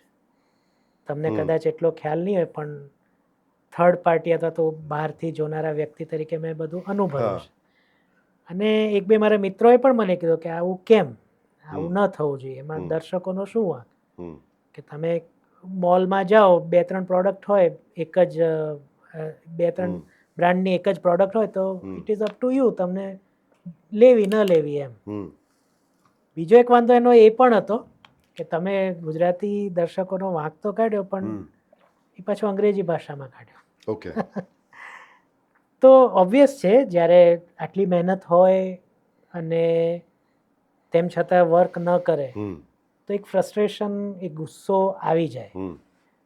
પણ ગુજરાતી દર્શક તરીકે એની જવાબદારી શું છે એ તો દર્શક જ જાણે છે. હમ. તો ક્યાંક તમે વધારે પડતા હાશ થઈ ગયા એવું તમને નથી લાગતું? પ્રશ્ન તમે થેન્ક યુ, તમે પ્રશ્ન પૂછ્યો એના જી, માટે. આના માટે તો તમને બોલાવ્યા છે. આ પ્રશ્ન જ્યારે આ પોસ્ટ મેં નાખીને તો હું પહેલા તો પોસ્ટની વાત કરું, અને એવું હોય તો પોસ્ટ અત્યારે વાંચી બી ખરા, ના, ઇટ્સ ફાઇન. એનો મને વાંધો નથી. એ પોસ્ટ મેં 2 ભાષામાં નાખી હતી. પહેલા મેં ઇંગ્લિશમાં નાખી હતી. ઓકે. એનું કારણ છે કે મારી જે ઓડિયન્સ કે મને જે ફોલોઅર્સ છે, મારા જી, મિત્ર જી. વર્તુળ કે રિલેશન્સ કે જે બી હશે મારા ફોલોઅર્સ, એ બંને ભાષાના છે. રાઈટ. ગુજરાતી બી છે અને હિન્દી અને ઇંગ્લિશવાળા બી છે. એટલે પહેલી પોસ્ટ મેં ઇંગ્લિશમાં નાખી હતી સ્ટોરીમાં, અને સેકન્ડ તરત પોસ્ટ મેં ગુજરાતીમાં બી લખીને મૂકી હતી. ઓકે. તો જે ગુજરાતીમાં જે પોસ્ટ છે ને વધારે વાયરલ થઈ, ઓફકોર્સ. અને જે બેકલેશ આવ્યું એ બેકએન્ડથી આવ્યું, પણ ફ્રન્ટ એન્ડ સોશિયલ મીડિયા પર લોકોએ મારી પોસ્ટને શેર કરી છે, અને વિધાઉટ મારા કહેવાથી. હવે રહી વાત પોસ્ટની, તો પોસ્ટ જે મેં નાખી હતી ને, એ મેઇન જે મારો મુદ્દો હતો એ પાયરસી નહોતો, કે મારે પાયરસીની માટે હું વાત કરતો હતો કે ભાઈ મારો જે મુદ્દો છે એ પાયરસી છે. મારો મુદ્દો દર્શકોને દોષ આપવાનો નહોતો, પણ મુદ્દો કદાચ એક વાક્યને મિસઇન્ટરપ્રેટ કરવામાં આવીને આખી વાતને ફેરવવામાં જ આવી, કે જેણે બી કર્યો છે મને બહુ આઈડિયા નથી. હું પછી બહુ એમાં નથી પડતો, મને નથી એવું ગમતું. મને એવું લાગ્યું કે મારી ઓડિયન્સ કે મારા લોકોને હું મારી વેદના તો કહી જ શકું છું, અને કેમ કર્યું એનું બી હું તમને કારણ આપીશ, કે મેં લખ્યું છે એનું પાછળનું મારું કારણ શું હતું. પ્લીઝ. મારું તમે આખી પોસ્ટ વાંચો ને તો એમાં પહેલા વાક્યથી તમે છેલ્લા વાક્ય સુધી આખું જ વાંચો, એમાં વચ્ચે એક લાઇનમાં એવું લખ્યું છે કે ભાઈ બોલિવૂડ અને સાઉથની ફિલ્મો જોવા આપણે જો ફર્સ્ટ શો જઈ શકતા હોઈએ છીએ, તો ગુજરાતી ફિલ્મોને જોવામાં આપણને શું વાંકવું પડે છે. આ પર્ટિક્યુલર સેન્ટેન્સમાં લોકોને વાંકવું પડ્યું. યસ. શું એ સત્ય નથી? સત્ય છે. તો પછી પણ એની નીચેની જે મારી લાઈન છે, કે એની ઉપરની મારી લાઈન, કે પાયરસીથી જોવાનું ટાળો. મારો મેઇન મુદ્દો પાયરસી પર હતો. સેકન્ડ પછી મેં જે વાત કરી છે કે ભાઈ તો જોવા જવું છે તો થિયેટરમાં જાઓ, અને એનું એકમાત્ર કારણ છે કે મને સ્ક્રીનશોટ્સ આવ્યા છે, મને લિંક્સ આવી છે વિક્ટર માટેની, અને એ સ્ક્રીનશોટ પર લોકોએ મારો ફોટો પાડ્યો છે લેપટોપ પર, અને પછી મેં સ્ટોરી બી મૂકી દઈ પછી, અને એ પહેલાં બી લોકોએ મને સ્ક્રીનશોટ પાડીને મોકલ્યું છે કે તારી ફિલ્મ અમે અહીંયા મોબાઈલમાં જોઈ રહ્યા છે કે લેપટોપમાં જોઈ રહ્યા છે. તો હું હાર્ટ બ્રોકન થઈ ગયો હતો કે યાર આ ફિલ્મ લોકો પાયરસીથી જોઈ કાઢશે તો થિયેટરમાં કોણ જશે, જ્યારે કે વિક્ટર સિનેમેટિક અને સાઉન્ડનો એક્સપિરિયન્સવાળી ફિલ્મ હતી. બિલકુલ. કે મેં આજ સુધી આટલી સરસ ટ્રીટમેન્ટવાળી ફિલ્મ બહુ ઓછી જોઈ છે ગુજરાતી ફિલ્મ. બહુ સાચી વાત છે. બહુ જ ઓછી એવી ફિલ્મ છે કે અને ટેકનિકલી એ આટલી પણ સારી ક્રાઇમ ફિલ્મ ઉપર. કરેક્ટ. કારણ કે આપણે ત્યાં એક મિથ કહો કે જે છે કે આપણે ત્યાં ફેમિલી જ જોવા જાય એવી જ મૂવી બને છે, હા અથવા તો કોમેડી જ બને છે. હા પણ મેં અગેન જે શરૂઆતમાં કીધું એ માસ મૂવી જેને કહેવાય, Correct. એના બધા જ ઇન્ગ્રેડિયન્ટ્સ એમાં હતા. કરેક્ટ. ક્રાઇમ હતો, માફિયા હતા, પોલિટિક્સ હતું, ઇમોશન્સ હતા, લવ હતું, શું નહોતું. હવે આ બધી વસ્તુઓ તો મને મારી ફિલ્મો અગર ઓડિયન્સને ના ગમી, કે અમે જે મહેનત કરી, એ તો ઓબ્વિયસ છે કે ભાઈ મોટી મોટી ફિલ્મો નથી ચાલતી હવે, તમે એમ કહો તો અગર વિક્ટરને ઓડિયન્સે થિયેટરમાં પહેલું વીક જોઈને નકારી કાઢી હોત ને તો હું બહુ વધારે ખુશ થતો. પણ મને એવા મેસેજીસ આવે છે કે યાર સુપર ફિલ્મ છે તમારી, સારી ફિલ્મ છે, તારું પરફોર્મન્સ સારું છે, અને પછી મને લિંક્સ અને સ્ક્રીનશોટ લેપટોપના આવતા હોય, તો મને મારો મુદ્દો ત્યાં હતો કે સમર્થન આપવું છે ને તો થિયેટરમાં જઈને તો કદાચ એવું થાય કે તમારું લક્ષ્ય એ લોકો હતા જે તમને ઓળખે છે તેમ છતાં લેપટોપ અને મોબાઈલ પર જોવે છે, ન કે એ લોકો જેમણે તમારી ફિલ્મ જોવા જવાનું જ પસંદ ન કર્યું, હા, એટલે થોડુંક મિસફાયર થઈ ગયું. મિસફાયર કરતા મિસઇન્ટરપ્રેટ થયું. એટલે હું હા. લખવા માટે જવાબદાર તો હું છું, હા, એટલે પણ જેમણે હા. પાયરસીથી જોયું છે એનું એ તમારા લક્ષ્યમાં હતા, ન કે એ લોકો જેમણે વિક્ટરને બિલકુલ ઇગ્નોર જ કરી. હા, અને હવે એમાં ઘણા કારણો બી હોઈ શકે ને કે હમ. વિક્ટર કદાચ માર્કેટિંગમાં લોકો સુધી ના બી પહોંચી હોય, તમે કીધું અમદાવાદ જેવા શહેરમાં ઓછું થયું છે, ઓછું that થયું means છે, એકંદરે તો ઓછું જ 80% થયું છે. ટ્રાફિક જે જાય છે ગુજરાતી મૂવી જોવા એ અમદાવાદનો જ હોય છે. હા, એટલે એ મારો ઓપિનિયન છે. હા, મને એવું એટલે લાગે છે કારણ કદાચ કે એ બહુ reason હોઈ છેલ્લે શકે. છેલ્લે અમદાવાદનું Yes. શેડ્યુલ ગોઠવવામાં આવ્યું હતું. હમ, પ્લસ અમે ટ્રેલર લોન્ચ એમણે કર્યું હતું પણ રાજકોટમાં કર્યું હતું, યસ. પણ પ્રેસ કોન્ફરન્સ એવી કોઈ ઘટના અહીંયા કરી નથી ને એવી કોઈ બસ અમદાવાદમાં ક્રિએટ કરવાની કોશિશ ઓછી થઈ છે, પ્રયત્નો ઓછો રાઈટ હતો. રાઈટ. પણ એમની બની શકે કે બિકોઝ મૂળ ભાષા કાઠિયાવાડની હતી અંદર, જી. તો એમનું કદાચ માર્કેટિંગ સ્ટ્રેટેજી એ બી કહેતી અલગ હોય કે સુરતમાં વધારે કરવું, કારણ કે હમ, સુરતમાં હમ. કાઠિયાવાડીઓની વસાહત વધારે છે છે. અને કાઠિયાવાડમાં અને સૌરાષ્ટ્ર બાજુ એમને વધારે કદાચ માર્કેટિંગ કરવું, તો એ બી એમનો એક પાર્ટ હોઈ જ શકે છે. રાઈટ. પણ અમદાવાદ જેવા સિટીમાં માર્કેટિંગ ઓછું થયું એ બી એક સનાતન સત્યની વાત છે. સાચી વાત છે. એટલે બની શકે અમદાવાદમાં રિસ્પોન્સ ના મળે. Yes yes. અને પોસ્ટ મેં જ્યારે લખીને એનું એક બીજું બી કારણ છે કે ત્યારે વાઇડ એંગલ જેવા સિનેમામાં રાતનો શો, પ્રાઇમ ટાઈમ, અમારી પાસે હતો સ્લોટ અને ફ્લેટ ટિકિટનો ભાવ 150 રૂપિયા જ હતો ખાલી. કોઈ બી તમે સીટ લઈ લો, નીચે કદાચ 100 રૂપિયા હતો ને ઉપર 150 રૂપિયા, still not a single ticket ફાટી હતી ત્યાં. ત્યારે મને બહુ દુઃખ થયું કે હવે તો પ્રાઇસ બી મેટર નથી કરતી, શોઝ બી તમારા ટાઈમ પર છે, તો પછી કેમ લોકો નથી જઈ રહ્યા? કે ભાઈ જે લોકોને જાણ છે, હા, ચલો હું એમ કહું કે અમે 6 કરોડની જનતામાંથી અમે કદાચ 50,000 સુધી જ પહોંચ્યા હશું, 50,000 સુધી અમે માર્કેટિંગ કર્યું હશે કે અમદાવાદમાં અમે 5,000 લોકોને જ મળ્યા હશું. શું 5,000માંથી 5 લોકોએ નહીં ગયા જોવા માટે? 10% તો જાય. 10% તો જાય. હું એમ કહું 1% તો જાય. સાહેબ, 6 કરોડની જનતામાંથી જો 1% ગુજરાતી ઓડિયન્સ માત્ર થિયેટરમાં જોવા જશે ને, એ દિવસે બ્લોકબસ્ટર તો થશે. એ દિવસે ઓલ ટાઈમ બ્લોકબસ્ટર થશે બધી બિલકુલ. વસ્તુ. હમણાં ગયા અઠવાડિયા મેં હિતેનભાઈ સાથે પોડકાસ્ટ કર્યું એમની આવનારી ફિલ્મ માટે, હા. જે હવે તો જ્યારે આ પોડકાસ્ટ આવશે ત્યારે આવી ગઈ હશે. હમ. એમણે એમ કીધું કે સિદ્ધાર્થભાઈ, આપણે હવે 2-5 વર્ષ જ દૂર છીએ આવી કોઈ બ્લોકબસ્ટર્સ, કારણ કે લોકો વધુ ને વધુ જોઈ રહ્યા છે. એટલે અત્યારે એમણે કીધું કે અત્યારે કદાચ તમને એવું લાગશે કે હું શું બોલી રહ્યો છું, હા. પણ આપણે બહુ દૂર નથી. હા, સાહેબ, બની શકે, સાચી જ વાત છે. પણ એ બ્લોકબસ્ટર થવા માટે યસ, કે કદાચ એમ ગુજરાતી ઇન્ડસ્ટ્રી આપણે ઘણીવાર કહીએ છીએ કે 100 કરોડનો આંકડો ક્યારે આમ છે કે બોક્સ ઓફિસ કલેક્શન આપણું ક્યારે ત્યારે થશે. મને એવું લાગે છે કે આ બધામાં પાયરેસી બહુ મોટો ભાગ ભજવે છે. આ વસ્તુને એટલી બધી લાઇટલી લેવામાં આવે છે. આપણે જો એની હિન્દી ફિલ્મોને અને અસર કરતી હોય, જેમ હા. કે સલમાન ખાનની મૂવી હમણાં જે આવી ગઈ, તો એ રિલીઝ થઈ એના 2 દિવસ પહેલા કંઈક મોર દેન 5,000 કે 1,500 સાઇટ્સ પર ઇટ વોઝ અવેલેબલ. એટલે સર તમે વિચારો કે તો ગુજરાતી મૂવી માટે તો હા, એટલે હા, એટલે પેલું પેલું દીકરીને દૂધ પીતી કરવાનો જે વાત હતી ને, જન્મ પહેલા જ એને એક તો ઓલરેડી ગુજરાતી ફિલ્મ ઇન્ડસ્ટ્રી એટલે ગુજરાતી ફિલ્મ મેકર્સ એટલી બધી તકલીફોથી બહાર આવી રહ્યા છે કે એટલી બધી ચેલેન્જીસ એ લોકો ફેસ કરી રહ્યા છે, મેકિંગમાં, રિલીઝમાં, માર્કેટિંગમાં, બજેટ કન્સ્ટ્રેન્ટ્સ હોય છે. મેકર્સ એમ બી ઓછા થઈ ગયા છે પહેલાં કરતાં, એટલા બધા મેકર્સ રહ્યા નથી હવે, બહુ ઓછા સારા જેન્યુઅન મેકર્સ રહ્યા છે ને. એવા સારા મેકર્સ સાથે જ્યારે આવું થાય ને તો મને દુઃખ થાય. અને મેં અવાજ કદાચ ફિલ્મ મેકર માટે ઉપાડ્યો છે. ઓફકોર્સ, મને બીઇંગ એન એક્ટર તો હું ફેમસ જ થવાનો છું ને, રાઈટ. મને શું ફરક પડવાનો? મને ઓડિયન્સ પાયરેસીથી જુએ કે થિયેટરમાં જુએ, હું તો ફેમસ જ થઈશ. રાઈટ. પણ મારો અવાજ એ ફિલ્મ મેકર માટે બિલકુલ હતો બિલકુલ. કે આવા ફિલ્મ મેકરની આપણને જરૂર છે. પ્લીઝ આ લોકોને થોડા 2 પૈસા તો આપો પાછા. ચલો પ્રોફિટ ના કરાવો સર, ચાલશે, પણ 2 પૈસા તો પાછા આપો એમને. રાઈટ. થિયેટરમાં જઈને જુઓ યાર. વિક્ટરમાં વિલન જલસો હું અમુક કારણોસર નથી જોઈ શક્યો. એમાં પણ તમે એન્ટાગોનિસ્ટ હતા. એન્ટાગોનિસ્ટ હતો, હા. તો આવા રોલ ગમે છે કરવા? કારણ કે ઘણીવાર એવું, હું પોતે નવલકથા વગેરે લખું છું, મને ખ્યાલ છે કે જ્યારે તમે વિલનનું પાત્ર ક્રિએટ કરો ને, ત્યારે તમે એમાં એ બધું એને કરવા દો છો જે તમે નથી કરી શકતા, અથવા કરવાની કલ્પના જ નથી કરી કે આવું તો મારાથી થાય જ નહીં, પણ હું આની પાસે કરાવડાવું. સાચી વાત છે. એટલે એવું કોઈ તમને એ ખેંચાણ ખરું? આ 2 જ પાત્રો હજી તો તમે કર્યા છે વિલનના, if I am not wrong, પણ તમારી પર્સનાલિટીને પણ સૂટ થાય છે. મેં હજી કહું છું, મેં જલસો નથી જોયો, એટલે તમે ક્યારેક OTT પર આવશે ત્યારે જોઈશું.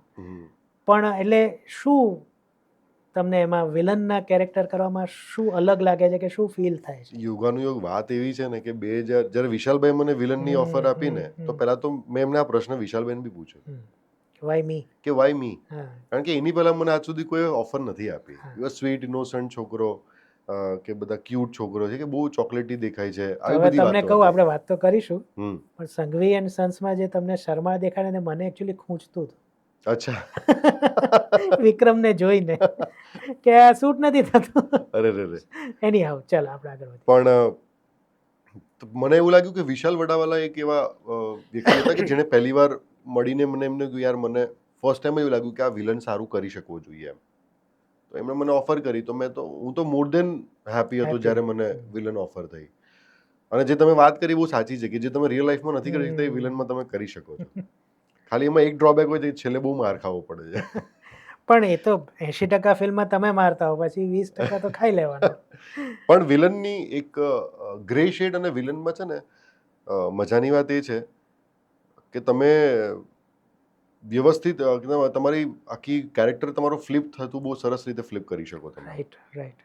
કદાચ પોઝિટિવ કેરેક્ટર્સમાં નક્ષરાજ ક્યાંક એના અંશ છોડશે, પણ નેગેટિવમાં નક્ષરાજ નહીં હશે. અથવા તો નક્ષરાજ જે નથી બની શકતો એ હશે ત્યાં, એ પોસિબલ છે. સાચી વાત છે.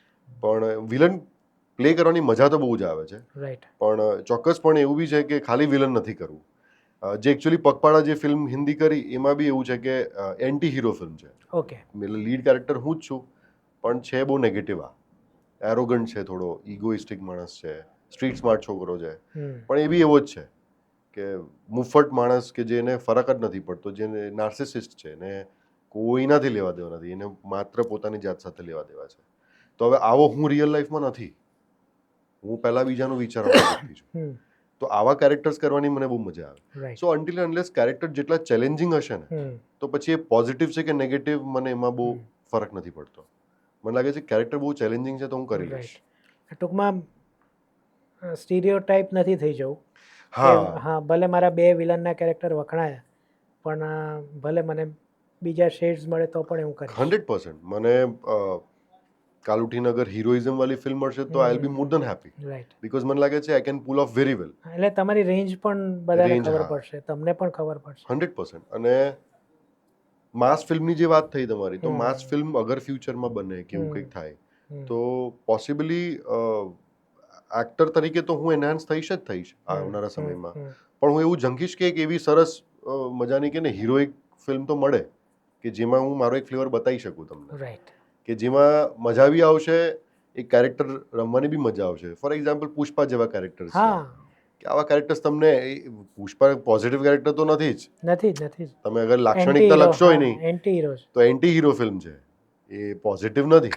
હવે તમને સેકન્ડ પાર્ટમાં એવું લાગે છે કે નાના બહુ દયાવાન છે, પણ એવું નથી. રાઈટ. છે તો ચોર જ ને છેલ્લે. રાઈટ. તો આવી ફિલ્મો જ્યારે થશે તો બહુ વધારે મજા આવશે. રાઈટ. સંઘવી એન્ડ સન્સ, જી આપણે તમારી લેટેસ્ટ ફિલ્મ જી, અત્યાર હા, સુધીમાં થિયેટરમાં ચાલી રહી છે અત્યારે. યસ, હજી પણ ચાલી રહી ચાલી રહી છે. હા, હા, જી. Third week. એકચ્યુઅલીમાં હાઉસફુલ જઈ રહી છે, Yes, not yes, yes, joking. yes. સરસ ચાલી રહી છે. તો એમાં તમે 30+ એક્ટર્સમાંથી એક છો, અને તમે હમણાં કીધું કે હું સ્ક્રિપ્ટ જોઈને કે ભાઈ આમાં શું છે, મારો રોલ છે, તમે ખાસ ધ્યાન રાખો છો. તો પ્રશ્ન એ છે કે 30 કલાકારોની વચ્ચે તમે, મેં મૂવી જોઈ છે અને જે ફિલ્મનો લેટર પાર્ટ છે, એમાં જે મેઇન કેરેક્ટર્સ છે એમના સિવાય જે સાથી કલાકારો છે, એમાંથી 1-2 જણાને એકાદો સીન કે ડાયલોગ મળ્યો છે, એમાં તમે એક હતા ને, તમે સરસ પરફોર્મ કર્યું હતું. તો આટલા બધા વચ્ચે હું ઢંકાઈ નહીં જાઉં એવો કોઈ વિચાર ના આવ્યો, કે પછી મનોજભાઈ છે કે એમની સાથે એક સ્ક્રીન શેર થાય એવી કોઈ ઈચ્છાને લીધે આ ફિલ્મ સ્વીકારી? ના, એવી તો કોઈ મને, આવો ડર તો મને ક્યારે સતાવ્યો જ નથી. એકચ્યુઅલી આવો ડર મને વિક્ટરમાં વધારે હોવો જોઈતો હતો સંઘવી કરતાં. કારણ કે વિક્ટરમાં ચેતનભાઈ, જગજીત, અંજલિ, બિમલભાઈ, આટલા સારા બધા આર્ટિસ્ટ સારા. તો તમને એવું થાય કે અભિનય બેંકર મતલબ કેટલા ગજબ આર્ટિસ્ટ છે. તો ડોક્ટર અભિનય હા, ડોક્ટર અભિનય બેંકર, સોરી ડોક્ટર. સો ડોક્ટર અભિનય બેંકર યસ. બહુ જ અદ્ભુત આર્ટિસ્ટ છે. તમને ત્યારે એવું થાય કે યાર આની સામે તો હું કઈ રીતે પરફોર્મ કરીશ. In fact Kishan Gadhvi is a very good actor. Of course. તો ત્યારે એમાં એમનો વધારે પાછો ઇન્સિક્યોર રોલ હતો. પણ હા, બહુ બહુ સરસ સરસ હતો, હતો. બહુ સરસ હતો. યસ. પણ મને સંઘવીમાં આવો પ્રશ્ન એટલા માટે હું ક્યારે વિચારતો નથી દરેક ફિલ્મ માટે. હા, હું પાત્રની પસંદગી જરૂર કરતો હોઉં છું. જેમ કે જલસોનું જ્યારે મેં માનસનું કેરેક્ટર મેં સાંભળ્યું, વાંચ્યું નહોતું, મેં સાંભળ્યું હતું અને નરેશન મને ફોન પર મળ્યું હતું. ત્યારે હું સંગીત શૂટ કરી રહ્યો હતો વૃંદાવનમાં અને ડિરેક્ટરે મને આખું નરેશન આપ્યું ફોન ઉપર 45 મિનિટ્સ 50 મિનિટ્સ જેવું. અને મને એવું લાગ્યું કે આ એક જ કેરેક્ટર એવું છે જે બાકી બધાથી અલગ છે અને જો મને આ ઓફર થતી હશે તો હું આ કરીશ. બિકોઝ માનસમાં મને રમવા માટેની જગ્યાઓ બહુ બધી દેખાતી હતી કે બહુ સરસ જગ્યાઓ છે, સારો પાત્ર છે. ક્યાં તો માનસ કરતો, ક્યાં તો ભાવિન જે કેરેક્ટર કરી રહ્યો હતો અર્પણ વાળું કેરેક્ટર કરતો. પણ અર્પણ ઓબ્વિયસલી ભાવિન સિલેક્ટ હતો ઓલરેડી, પણ એમને સામે માનસનું કેરેક્ટર જોઈતું હતું. તો મેં કીધું હા, હું આ કરીશ. મને પાત્ર એક જ ગ્રે શેડમાં છે ને, બાકી બધા જ ફેમિલી ઓરિએન્ટેડ હતા. મેં કીધું આ તો સરસ જ લાગશે, એટલે મેં કર્યું. સંઘવી એન્ડ સન્સમાં એવું થયું કે ચંદ્રેશભાઈના સંબંધમાં રહેવા છે કે 2016થી એકબીજાને અમે ઓળખીએ. જ્યારે એમના ફ્લેટ પર ઓડિશન્સ અને એવું થતું હતું નીરવ બારોટના, ત્યારે હું એમને પહેલી વાર સંપર્કમાં આવ્યો. ત્યારે એ માત્ર પ્રોડક્શન્સ કરતા હતા, ડિરેક્ટર થવા જઈ રહ્યા હતા. અને ત્યારે ચંદ્રેશભાઈએ ત્યારે બી મને એમણે એકાદ બે સલાહો સારી આપી હતી. અને મને સંઘવી એન્ડ સન્સનો આજથી 2 વર્ષ પહેલાં ફોન આવ્યો હતો. 2023માં આવ્યો હતો ફોન, 24માં તો શૂટ થઈ, પણ 23માં ફોન આવ્યો હતો કે ભાઈ આપણે એક ફિલ્મ શૂટ કરીએ છીએ સંઘવી એન્ડ સન્સ, જેમાં જે એસોસિએટ છે અજય, એનો મને ફોન હતો કે યાર ચંદ્રેશભાઈને ત્રીજું કેરેક્ટરમાં તમે જ જોઈએ છે. 3 ભાઈઓ છે, એમાં એક અસ્મિત છે, આદિત્ય છે અને એક પ્રતિક છે. તો કે પ્રતિકમાં નાના ભાઈમાં કેરેક્ટરમાં તમારું જોઈએ છે.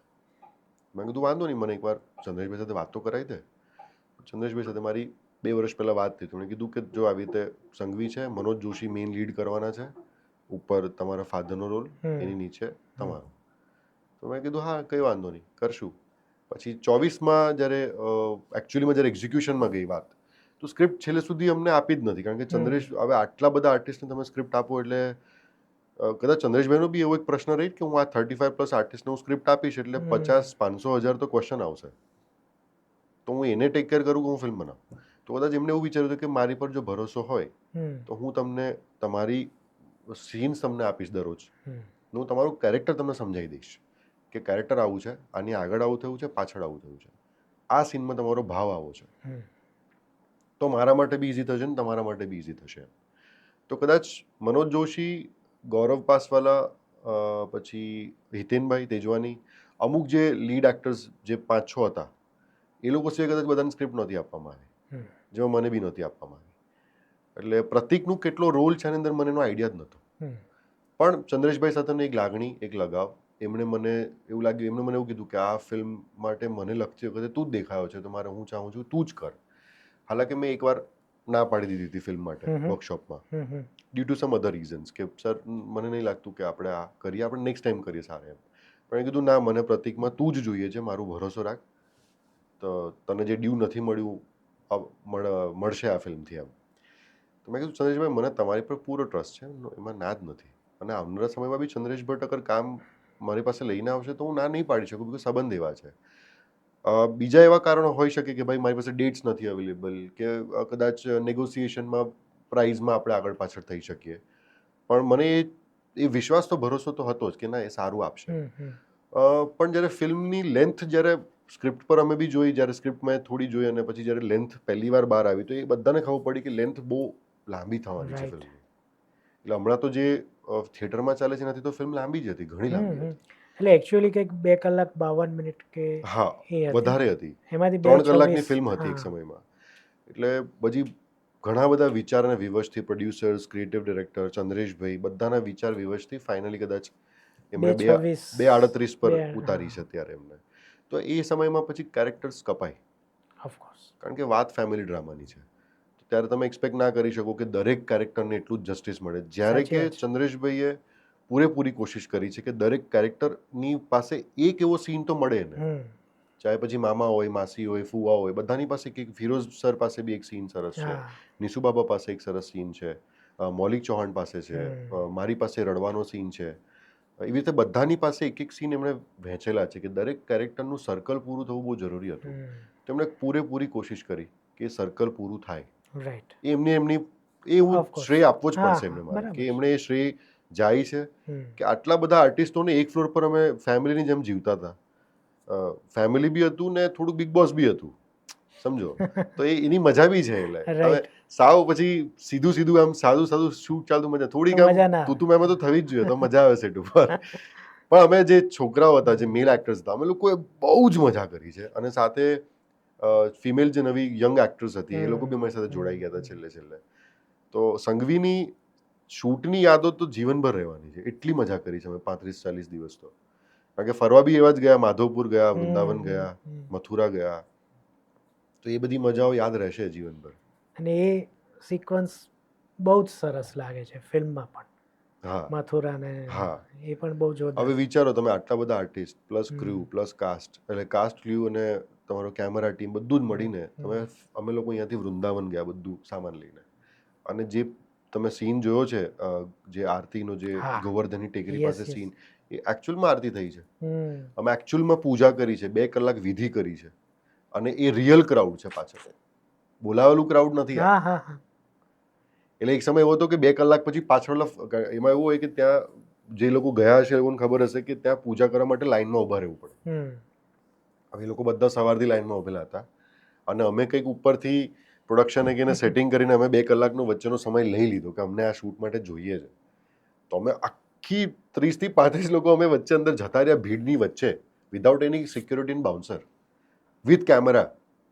અને અમે અંદર જતા રહ્યા, પૂજા ફટાકથી શરૂ કરી. અને અમે પૂજા અમારી ચાલે જ છે, શૂટ અહીંયાથી શોટ લેવાય છે, અહીંયાથી શોટ લેવાય છે, આને બોલાવો, આને ટચ કરાવો, આ કરાવો. એટલે આ બહુ મોટું રિસ્ક છે યાર. અને એ ચંદ્રેશ ભટ્ટ જ લઈ શકે કદાચ, મને લાગે છે. અને આ એક્ઝિક્યુટ બી જે સુરત સરે કર્યું છે એઝ અ સિનેમેટોગ્રાફર, મને લાગે છે it's a tremendous treat to watch છે. Treat to watch. એમ કે યાર આવું મેં એક્સપેક્ટ નહોતું કર્યું કે આટલું સરસ હમ. આઉટપુટ બહાર આવશે. બહુ સરસ બહાર આવ્યું.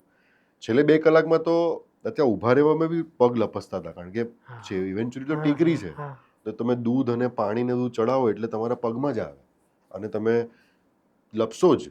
અને ધીરે ધીરે ધીરે અમે લોકો બધા પાછળ લપસતા ગયા અને પાછળથી ક્રાઉડમાંથી ગાળો બોલતા ગયા બધા અમને. બધા જ એક્ટર્સોએ બહુ અમને એવું હતું કે ખાલી મારવાના બાકી રાખ્યા હતા એ લોકો. કારણ કે એ લોકોને બી શ્રદ્ધા ને ઓફકોર્સ એમનો ભાવનો પણ હક વિશે છે. એમનો બી હક હતો કે યાર અમારે બી પૂજા કરવી છે યાર, આ લોકો કેટલી કરશે એમ. પણ ઇવેન્ચ્યુઅલી એ એક્ઝિક્યુટ થઈ. બહુ સરસ. યમુનાની બી જે યમુના નદીની આરતી જે નો સીન છે, આ બધું બી ચંદ્રેશભાઈની યસ. વિચાર હતો આ બધો. તો હવે શું નક્ષરાજ પાસે કઈ ફિલ્મો છે? મારી પાસે એક હિન્દી ફિલ્મ છે, પણ મેઇન સ્ટ્રીમ ફિલ્મ છે કે નહીં એની હું હજી બહુ ખાતરી નથી આપતો. બિકોઝ વાર્તા એવી છે કે મને એવું લાગે છે કે કમર્શિયલી આ કેટલી સક્સેસફુલ જાય એની મને આઈડિયા નથી. પણ વાર્તા છે બહુ સુંદર. અને કે જેમાં ગુજરાતીમાં છે હિન્દીમાં, અને ગુજરાતીમાં કઈ? પણ ગુજરાતની વાત છે એટલે ગુજરાતમાં શૂટ થઈ છે. અચ્છા. અને ગુજરાતી જ છોકરો છે જે સ્ટ્રીટ સ્માર્ટ છે. એક એવી વાર્તા જે પહેલા નવરાત્રિથી શરૂ થાય છે અને કંઈક આકસ્મિક કારણોસરથી પહેલા નોરતા એ કેરેક્ટર ભાગી જાય છે અમદાવાદ છોડીને. અને એની 10 દિવસની એ જર્ની છે નવરાત્રિની. હવે આ જે કેરેક્ટર છે એ એમ સમજો કે રાવણ જેવો છે, કે ઇગોઇસ્ટિક, એરોગન્ટ, કે ફૂલ સેલ્ફિશ માણસ, કે જેની અંદર બધા જ વિકારો હશે. એમ સમજો ને, બધા જ વિકારો હશે, કોઈ વિકાર બાકી નહીં હોય એવો વિકાર. એની પાસે એથિક્સ છે જ નહીં. આ કેરેક્ટરનું પોતાનો ઈગો, એરોગન્સ બધું મેલોડાઉન થશે 9મા દિવસે નવરાત્રિના. ઓકે. અને 10મા દિવસે એનો રાવણ પોતાનો દહન થશે અંદરથી. આવી રીતની વાત છે આખી. બહુ સરસ. ગુજરાતીમાં કઈ મૂવી? ગુજરાતીમાં આવી રહી છે એક સરસ કોમેડી ફિલ્મ, ડમરુ નામ છે એનું. એમાં બી ફરી બહુ મોટી સ્ટારકાસ્ટ છે. પણ મુખ્ય કલાકારોમાં હું છું, સંજય ગોરડિયા સર છે, નીરવ વૈદ્ય છે, નિરાલી ઓઝા છે, સૌરભ રાજ્યગુરુ છે, ભાર્ગવ, ઘણા બધા, મકરંદ સર ફરીથી મારી સાથે છે, બધા ઘણા બધા ફરીથી જમાવડો ભેગો. સંજય ગલ સર છે. નિશિતભાઈ. હા, નિશિતભાઈ કેરેક્ટર તો કરી જ રહ્યા છે, પણ સાથે ક્રિએટિવ ડિરેક્ટર પણ હતા. રાઈટ. સો 3 ડિરેક્ટર્સ ફ્લોર પર હતા. એક હાર્દિક પરીખ જે ફિલ્મના મુખ્ય ડિરેક્ટર છે, પછી જય મહેતા જે એસોસિએટ ડિરેક્ટર હતા, અને Nishit Brahmbhatt as a creative director હતા ત્યાં. લાઈફમાં શું છે, એકલા છો કે બેકલા છો? એકલા છું તો હમણાં તો એકલા ક્યારે છું. કંઈ છે આમ નજીકના ભવિષ્યમાં કે ખબર નથી, જો નથી? આવશે તો ઇન્વિટેશન તો પ્લીઝ. મોકલીશ બધાને. એટલે ટૂંકમાં હમણાં કોઈ એવા ચાન્સ બી નથી કે ના, એટલે ના, અમને ના, ખબર અત્યારે ન હોય નથી. ને તમે ના, ના, ના. ડેટિંગ પર અમદાવાદમાં જતા હો એટલે અમે ડેટિંગ આવીશું પર ને. જવું અલગ વસ્તુ છે. એટલે એવું કંઈ બી છે કે હજી? ડેટિંગ પર તો જવું જ પડે ને. ચાલો, એના વગર તો એટલે કેમ ચાલે? સિંગલ નથી. સિંગલ નથી, ડેટિંગ પર જવું પડે, મેં એવું કીધું. એનીવેઝ બહુ મજા આવી નક્ષરાજ તમને મળીને. મને પણ. અત્યાર સુધી ફોન ઉપર ચર્ચા થતી હતી પણ યસ, હવે રૂબરૂમાં ચર્ચા થઈ યસ. અને જે પૂછવું હતું એ આપણે પૂછ્યું, તમારે જે વાત કરવી હતી આપણે વાત કરી અને જેમના માટે તમને બોલાવ્યા હતા એનો બહુ જ સરસ તમે જવાબ આપ્યો. તો ભવિષ્યમાં ફરીથી તમે હજી પણ સફળતાના શિખરો સર કરો થેન્ક યુ. અને ફરીથી એક એવો ચાન્સ મળે કે તમારી પાસે તમારી 5-6 ફિલ્મોની વાત કરવા માટે આપણે ફરીથી મળી શકીએ, ત્યારે આપણે મળીશું. પાક્કું. અને કદાચ બહુ જલ્દી એવો સમય બી આવશે. ચોક્કસ. અને હું એવું માનું છું કે એક આર્ટિસ્ટ ખાલી ભાષામાં જ બંધાતો નથી. એવું બી બને કે કદાચ હું બીજી Yes. લેંગ્વેજમાં બી કામ કરું ચોક્કસ. અને પછી બી હું અહીંયા આવીને ગુજરાતીમાં Sure, ઇન્ટરવ્યુ આપું તો sure. મજા વધારે આવશે. તો તો મને એવું yes. લાગે. અને થેન્ક યુ સો મચ અરે. Four inviting me here. તમારો જ કોલ હતો કે આપણે એક બિલકુલ. ઇન્ટરવ્યુ કરીએ, કરી પોડકાસ્ટ કરીએ. અને જેમ કાયમ બનતું હોય છે થોડોક પાછળ પડ્યો અને ત્યારે એપોઇન્ટમેન્ટ મળી. ના, ના, ના, એવું નથી. એકચ્યુઅલી આપણી વાત ના, થઈ ને, એમનો કામ હોય એટલે અફસોસ એ હતો કે હું Yes, ત્યારે yes. ભુજ જ હતો. ઓફકોર્સ. અને એમણે કીધું હતું કે હું આવું એટલે ચોક્કસ મળીએ છીએ હા, અને એ આવ્યા અને ચોક્કસ મળ્યા. હા. ને એ મારા એમાં Yes, ટીકમાં હતું કે yes. લખાઈ ગયું હતું કે ભાઈ મારા રિમાઇન્ડર્સમાં હતું કે જઈને આટલું Right. પૂરું કરવાનું છે. તો પણ I would love to thank તમને અને થેન્ક યુ હમ. અને તમારા દીકરા હેમિશને અચ્છા. કે બહુ ઓછા એવા રિવ્યુકારો છે જે બહુ તટસ્થ રીતે ન્યુટ્રલ થઈને જે વસ્તુ સારી છે એને સારી કહે છે, જે ખરાબ છે એને ખરાબ કહે છે. એક વિધાઉટ એની ઇન્ફ્લુઅન્સ તમે જે રિવ્યૂ Yes. આપો છો, આની બહુ જરૂર છે. એટલે એવું નથી કે અમારા રિવ્યુ પણ સર્વાંગ સંપૂર્ણ હોય, અમારી પણ ભૂલ હોય જોવામાં, હોઈ જ શકે છે. સમજવામાં, પણ અમને જે લાગે છે એ અમે કહીએ છીએ.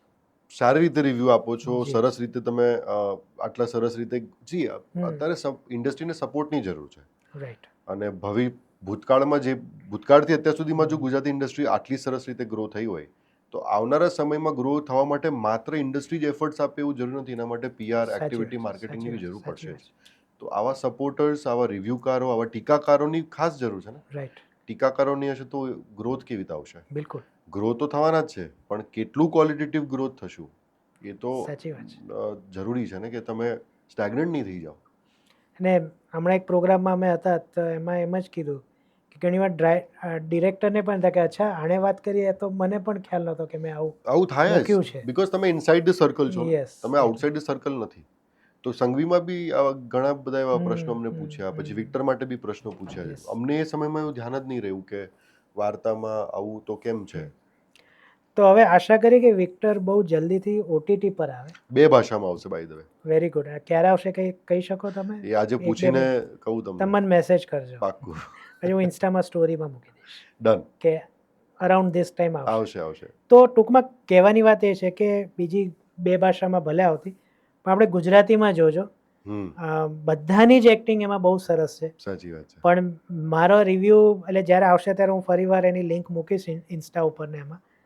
નક્ષરાજ વિશે મેં કહ્યું છે એ કેટલું મારું સાચું છે એ તમે ચોક્કસ કહેજો. તો ફરીથી મળીશું. આશા છે નક્ષરાજ સાથે વાતચીત કરીને તમને પણ આનંદ આવ્યો હશે.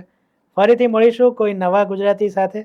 ત્યાં સુધી સિદ્ધાર્થ છાયાને આજ્ઞા આપો અને તમને બધાને મારા તરફથી આવજો. Thank you.